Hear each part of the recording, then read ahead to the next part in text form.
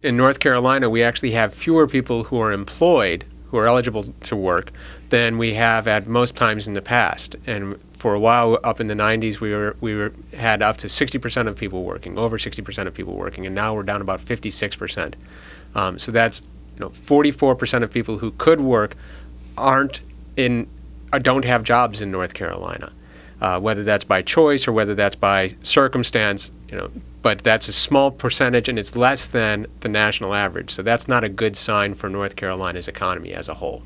What could government do that would help boost that percentage? The main thing that government needs to do to help increase the number of people who are actually working is to make it easier to work. And you do that by reducing regulations, by reducing taxes, and that requires reducing spending.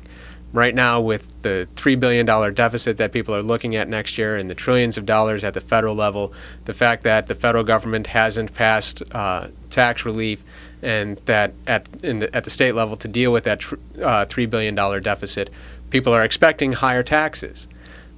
Those are discouraging things for businesses. They look at their consumers and say they're not going to have money, and they take a look at their bottom line and they say, I can't afford to hire anybody either. So you've got this double whammy working against employment as a whole.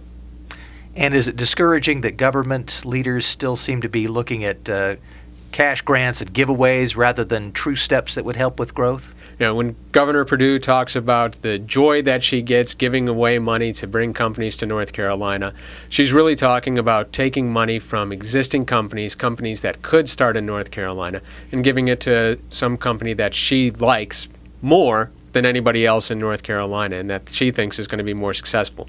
And she may have been able to make it as governor, but picking the winners and losers in the economy is not a thing that anybody can do, regardless of who they are.